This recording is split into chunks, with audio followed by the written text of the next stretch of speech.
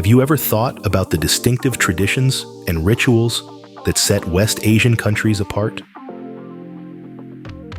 Welcome, dear wanderers of knowledge, to a journey unlike any other.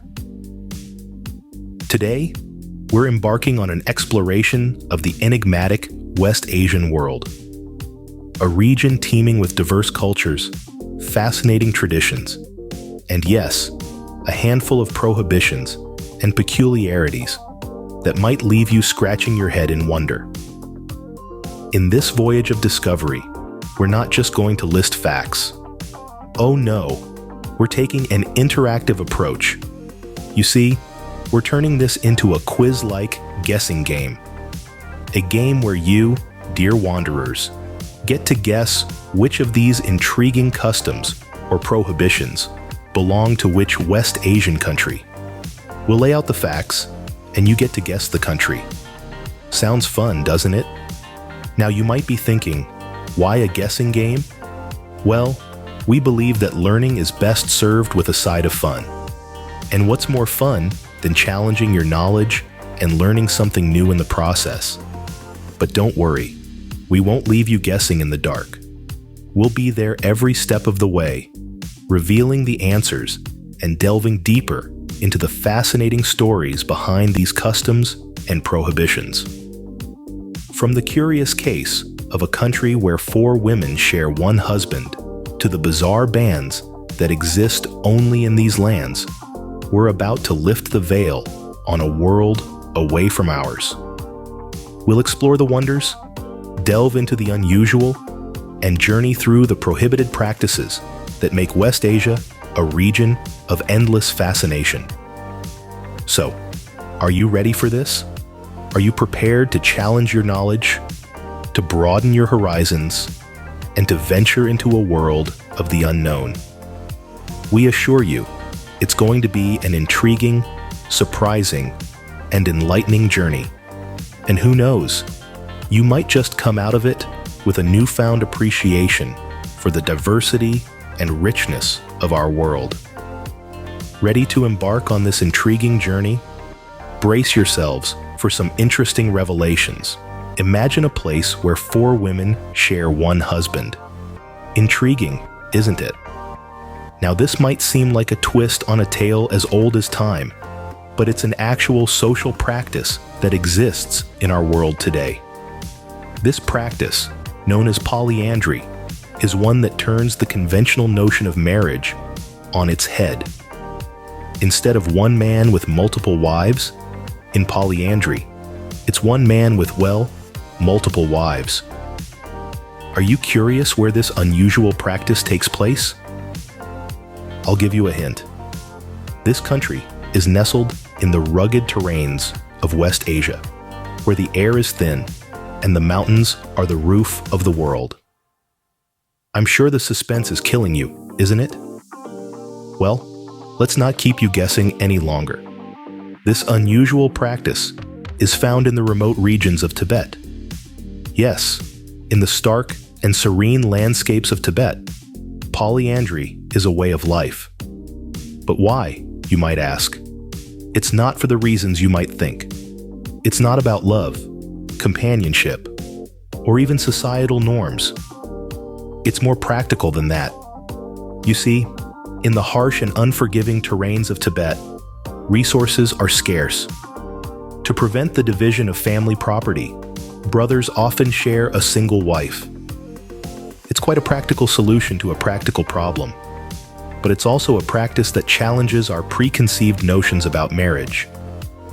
It forces us to question the societal norms we take for granted and to recognize that there's more than one way to structure a family. Quite the twist in traditional norms, don't you think? But there's more to come. So, stay tuned as we continue our journey into the unusual and fascinating practices found only in West Asia. Can you guess a country where Valentine's Day celebrations are banned? Welcome to the world of prohibitions, where norms are turned on their heads and the everyday turns extraordinary. Picture this. It's mid-February, and the world is awash with hues of red and pink. Love is in the air, with heart-shaped chocolates and roses in every store. But in a certain West Asian country, the scene unfolds quite differently. This is Saudi Arabia, where the celebration of Valentine's Day is strictly prohibited. Why, you might ask? The answer lies in the country's religious and cultural beliefs.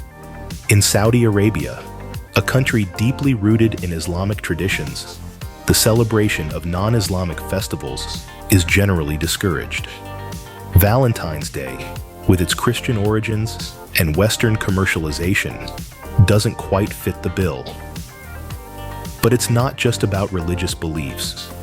There's also a cultural perspective at play. In a society that values modesty and discretion, the overt displays of affection associated with Valentine's Day can be seen as out of place.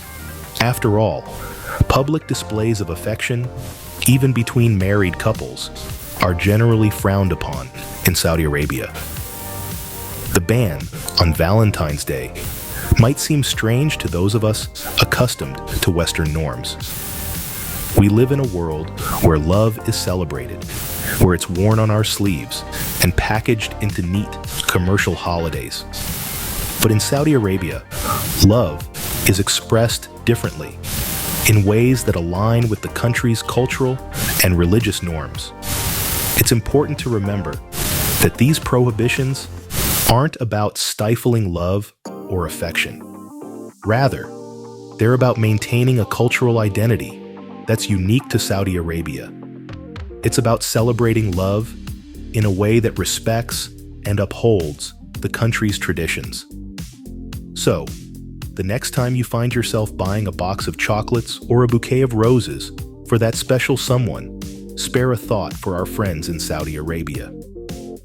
For them, love is a quiet whisper, not a flamboyant declaration. As we delve deeper, the cultural contrasts continue to astonish. What if you couldn't name your child Linda or Alice? Sounds strange, right? Welcome to the peculiar world of naming laws in Saudi Arabia, where certain Western names are a big no-no. So, why is this the case? Well, it's a complex interplay of culture, religion, and politics. You see, Saudi Arabia is a country deeply rooted in Islamic traditions. Names that are deemed incompatible with this culture and religion are often blacklisted. Take the name Linda, for instance, a popular choice in many Western countries. In Saudi Arabia, however, it's considered non-Islamic and hence prohibited. Similarly, Alice, a name with a rich history and literary significance, is also banned. There are also names that are banned because they are associated with royalty, like Malik, which means king, and Malika, meaning queen. The authorities believe such names could potentially cause confusion, and hence, they are not permitted. But it's not just about religious or royal connotations. Some names are banned because they are seen as too foreign or Western. The cultural identity of Saudi Arabia is fiercely protected, and names play a significant role in that. The country aims to preserve its heritage and traditions, and part of that involves ensuring names align with their cultural norms. It's also worth noting that this isn't just a phenomenon confined to Saudi Arabia. Other countries, too, have their own unique naming laws. In Iceland, for example, names must align with the linguistic structure of the Icelandic language. In Germany, a child's gender must be identifiable by first names, and in China, names must be machine-readable for identity cards. It's fascinating how names can stir such strong sentiments, isn't it? But remember, behind every bizarre ban, there's a rich tapestry of history, culture, and tradition that shapes these regulations. Can you believe there was a time when cinemas were banned in a certain West Asian country? Yes, you heard it right. Let's delve into the curious case of cinema in Saudi Arabia. For nearly 4 decades, from the early 1980s until 2018, Saudi Arabia imposed a ban on public cinemas. Now, you might be thinking, why would a country ban something as seemingly harmless as cinema? Well, the reasons are deeply rooted in cultural and societal norms. In the wake of a conservative wave during the 1980s, public cinemas were seen as a potential threat to cultural and religious values, leading to their closure. Imagine a world without the magic of movies, the thrill of a new release, or the simple joy of sharing a tub of popcorn in a dimly lit theater. That was the reality for the citizens of Saudi Arabia for almost 40 years. But, as they say, change is the only constant. With a new generation rising, the societal norms began to shift. The youth were more exposed to global trends and cultures, thanks to the internet and social media. There was a growing urge for modernization and reform. Fast forward to 2018, Saudi Arabia witnessed a significant cultural shift. Under the Vision 2030 initiative, led by Crown Prince Mohammed bin Salman, the country embarked on a journey of transformation. Among the many changes, one that stood out was the lifting of the ban on public cinemas. The first movie screened in a Saudi cinema after the ban was lifted? None other than the Hollywood blockbuster, Black Panther. A fitting choice, don't you think? A symbol of change and revolution, echoing the transformation within the country itself. This shift opened a new chapter for the entertainment industry in Saudi Arabia, sparking a cinema-building boom across the country. It was more than just about watching movies. It was about embracing change, encouraging creativity, and giving individuals a platform to express and explore. Cultural shifts are intriguing, aren't they? Let's explore some more. Picture a world where women were not allowed to drive until recently. Can you guess where? In the vast expanse of the Middle East, nestled between the Red Sea and the Arabian Gulf, lies the Kingdom of Saudi Arabia, a land of many contrasts, where archaic traditions often rub shoulders with modern realities. One such tradition was the long-standing ban on women driving, a rule that was only overturned in recent years, specifically in 2018.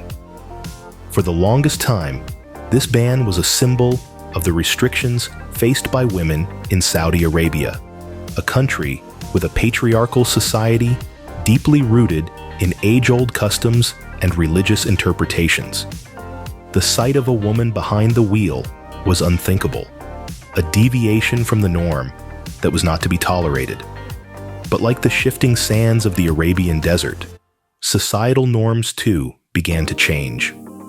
The whispers of change started to echo throughout the country, culminating in a royal decree that lifted the ban on women driving. This decree was a monumental step towards gender equality, a beacon of hope for the women of Saudi Arabia. This change did not occur overnight, though. It was the result of years of tireless efforts by activists who braved the odds to fight for their rights.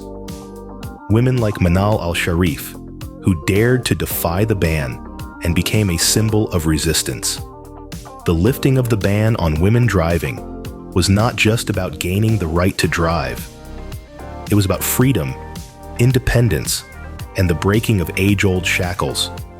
It was a step towards a more progressive Saudi Arabia, a country that is slowly but surely moving away from restrictive norms towards a more inclusive society. Today, the sight of women driving in Saudi Arabia is no longer a cause for surprise, but a testament to their resilience and determination. It's a reminder that societal norms can change and progress, even if slow, is always possible. Progress may be slow, but it's certainly steady. Let's uncover more such changes. From unique practices to prohibitions, West Asia is a treasure trove of intriguing facts. Don't you agree? As we wrap up, let's take a moment to reflect on the fascinating journey we've just embarked upon. We've unveiled the unusual, explored the prohibited, and delved into the downright bizarre. We've traveled through time and across borders, from the towering skyscrapers of Saudi Arabia to the bustling markets of Bahrain. We've learned about peculiar practices, like the Saudi Arabian custom, where 4 women share one husband, a stark contrast to the norms we're used to. We've also uncovered a plethora of prohibitions, some of which may seem strange to us, but are deeply ingrained in the cultural fabric of these West Asian nations. Remember the ban on cinemas in Saudi Arabia? It's a reminder that what's commonplace to some may be a luxury to others. And who could forget about the curious case of women and wheels? We've learned about the struggles and triumphs of women in Saudi Arabia, who only recently gained the right to drive. It's a testament to the changing times and the power of resilience. But perhaps what's most important to take away from this journey is the richness of cultural diversity. These practices and prohibitions, as unusual as they may seem, are an integral part of West Asia's identity. They're a reflection of a region steeped in tradition, yet constantly evolving.